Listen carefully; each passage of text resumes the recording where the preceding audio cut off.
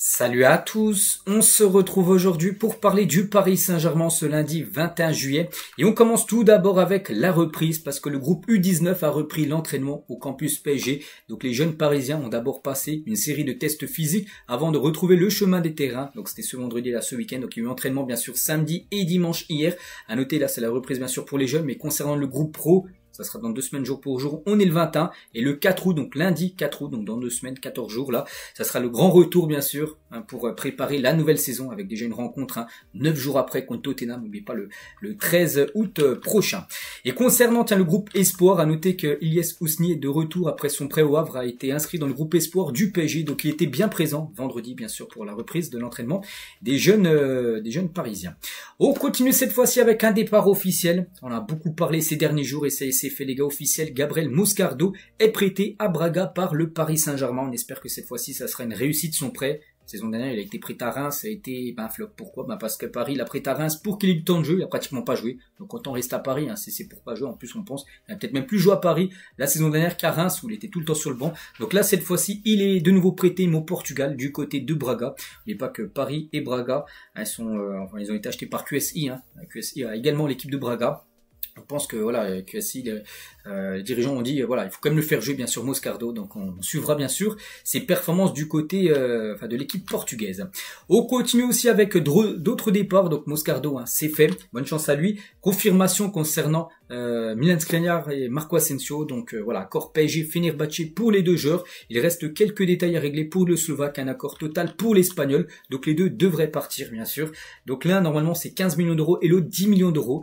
10 millions d'euros ce serait plutôt Skriniar et 15 ce serait plutôt Marco Asensio, donc on serait une belle somme récupérée par le PSG. Là on parle pas de prêt, on parle de transfert sec, quand même voilà, une grosse deux belles ventes on peut dire, mais surtout les gars par rapport à la masse salariale, c'est deux gros salaires que le PSG du coup ne paiera plus parce que les deux qui avaient été prêtés cette saison, l'un au Fenerbahçe et l'autre du côté d'Aston Villa les 6 derniers mois, et Paris paye quand même un pourcentage sur le salaire, donc on peut voir quand même c'est là plus de 30, on va arrondir à 31 millions d'euros, donc c'est la masse salariale que le club va économiser avec le départ d'Asensio et Skriniar. Ces deux joueurs bien sûr qui touchaient des gros salaires, si on cumule les deux, c'est 31 millions d'euros que le PSG payait à Skriniar et Marco Asensio. Du coup cet argent sera maintenant économisé vu que les deux bien sûr vont partir et Paris ne payera plus du tout bien sûr le salaire des deux. On continue, on va parler aussi de Randal Kolo Muani. Un joueur aussi qu'il va falloir trouver une solution, mais pas qu'il ait été prêté à la Juve la saison dernière. Tiens, par exemple, Paris a payé quand même la moitié du salaire de Randal Kolo Muani et la Juventus l'autre partie. Donc Manchester United et Newcastle entrent dans la course pour Randal Kolo Muani. Du côté de Manchester United, le dossier s'est accéléré après le refus d'Hugo Ekitike qui devrait plutôt aller du côté de Liverpool. Et Kolo Muani a un profil jugé idéal par la cellule de recrutement à Manchester. Et Newcastle de son côté reste attentif à la situation d'Alexander Isak, un joueur qui pourrait partir et bien sûr avec le départ peut-être d'Isak, il leur faudra un nouvel attaquant. Et ici, pourquoi pas Randal Kolo Muani.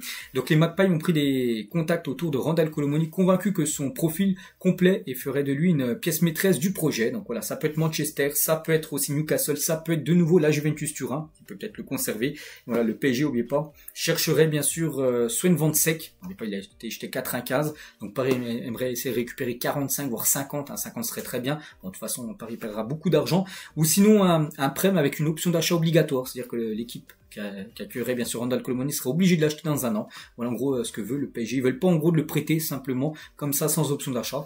C'est pas le projet bien sûr du club. Concernant Xavi Simons, le PSG touchera 10% de la plus-value sur un futur transfert de Xavi Simons. Par exemple, s'il est vendu 70 millions d'euros, Paris récupérera environ 2 millions d'euros. Et ce n'est pas tout, le club percevra aussi entre 2 et 5% de chaque futur transfert du joueur à vie. Voilà, c'est un bonus en gros que le PSG avait mis dans le transfert en gros de Xavi Simons du côté du RB Leipzig, parce que ce joueur pourrait quitter, il y a des infos qui pourraient quitter potentiellement Leipzig où il n'y a pas de Coupe d'Europe saison prochaine. Donc il y a le Barça qui est intéressé, je pense que le Barça n'est plus intéressé puisque le Barça a préféré un autre joueur, Rashford, qui devrait aller là-bas. Mais il y a surtout Chelsea et Arsenal, j'ai pu voir, qui étaient intéressés par Xavi Simons. Donc voilà, en cas de départ et en cas de grosse offre, peut-être Paris pourrait récupérer une somme d'argent, comme c'est le cas les gars avec Hugo Ekitike, donc ex-parisien. En 2023, il a quitté Paris pour rejoindre Francfort pour 16,5 millions d'euros. Et ce qui est fou les gars, c'est qu'il va être transféré à Liverpool, mais surtout le montant les gars, 95 millions d'euros. C'est fou, imagine le PSG, il aurait performé au PSG, Paris aurait pu le vendre 3 fois plus cher. Bon bref, le PSG récupérait environ 15 millions sur la vente d'Hugo Ekitike à Liverpool sur un prix de 95 millions d'euros. Donc comme j'ai dit, Paris a mis un pourcentage sur une future vente de 20%. Donc là, s'il a été vendu 16 et s'il est vendu 95, donc en gros, tu calcules 20% de la plus-value, ça fait à peu près 15 millions d'euros que pourrait récupérer le PSG. Donc en gros, Paris pourrait récupérer en gros 31 millions d'euros. Les 16 de la vente du Hugo Ekitike plus les 15 là du pourcentage sur la vente du joueur du côté de Liverpool. Bafodé Diakité ciblé pour remplacer Zerbani ne devrait pas rejoindre Bournemouth. L'offre a été refusée par le LOSC qui en réclame 40 millions d'euros et ça c'est un problème. Pourquoi? Parce que le PSG veut ce joueur les gars, Zerbani. Pour l'instant ça avance pas parce qu'en gros Bournemouth cherche déjà le remplaçant de Zerbani. Il ciblait Diakité mais en gros ils ont proposé 27 millions d'euros l'équipe de Bournemouth et Lille en veut 40 millions d'euros. Ce qui coince le deal. Et tant qu'il n'y aura pas de remplaçant pour Zerbani, il n'y aura pas de départ en gros du joueur. Donc c'est pour ça que pour l'instant ça avance pas. On peut dire l'arrivée de Zerbani du côté de l'équipe parisienne. À noter en plus que Sunderland aussi s'intéresse tout simplement au joueur et aussi Tottenham s'intéresse également au joueur. Donc voilà actuellement la situation du défenseur ukrainien toujours bien sûr ciblé par l'équipe parisienne. Le PSG avait pour projet d'envoyer Maximovic en prêt à Braga. Donc l'agent du joueur il a dit donc le PSG a envoyé une offre similaire à celle de Leipzig. Cependant ils avaient un plan différent envoyé son joueur en gros en près d'un an à Braga, donc club satellite du PSG. Tiens, il est parti par exemple Oscardo. Vous savez comment on joue au Portugal, combien il y a de Sud-Américains là-bas, quel genre de football, donc c'est à vous de juger si ce sera un bon choix. D'un autre côté, il a parlé avec l'entraîneur de Leipzig, un club qui veut développer le joueur. Nous n'avons quasiment pas eu de doute, il était là dès le début, parce que ce joueur les gars était ciblé par le PSG et du coup je crois que c'est un joueur que je crois qu'il jouait du côté du championnat serbe et du coup Paris était très intéressé par cette jeune pépite et du coup il est parti plutôt du côté du RB Leipzig parce qu'il savait l'agent du joueur en gros que Paris voulait le prêter directement à Braga et alors que lui voulait aller dans un gros championnat, c'est pour ça du coup qu'il est parti du côté du RB Leipzig. On peut parler aussi de Rodrigo Moura, on sait que c'est un joueur que le PSG suit comme depuis quelques temps, et la concurrence s'intensifie, Porto reste ferme, les négociations se poursuivent autour de Rodrigo Moura, jeune talent très convoité sur le marché. Si l'accord avec le joueur est déjà bouclé, la situation reste plus complexe du côté de son club, Porto qui se montre inflexible. Donc en effet, plusieurs grands clubs européens sont désormais entrés dans la course pour s'offrir le jeune portugais, ce qui renforce la concurrence et complique davantage la tâche pour le club initialement en pole position. Donc voilà, Paris est bien intéressé. On peut voir par Rodrigo Moura. En plus, il coche toutes les cases en gros de ce que recherche le PSG.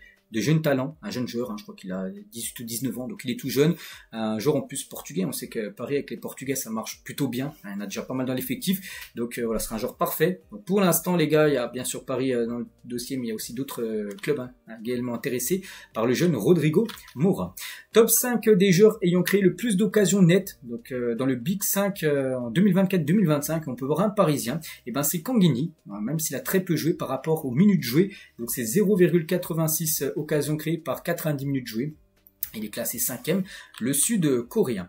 Et on finit aujourd'hui avec une info, la source parisienne, donc un ancien maillot pépite du PSG va ressortir en réédition limitée et très bientôt. Donc pour célébrer le retour fracassant de la Game T90, Nike et le PSG vont faire renaître ce mythique maillot 2004-2005, porté par Pauletta. Donc cette version aura la virgule Nike, prix de vente à 100 €, donc sortie prévue en août prochain. Voilà, par rapport à ce maillot les gars qui sera remis en vente, on dirait, mais par rapport à un stock limité. Donc voilà, il sublime bien sûr ce maillot de l'époque. Donc voilà ce qu'il y a à dire aujourd'hui. J'espère que ça vous a plu. On se retrouve nous dès demain, bien sûr, pour le prochain numéro. À demain.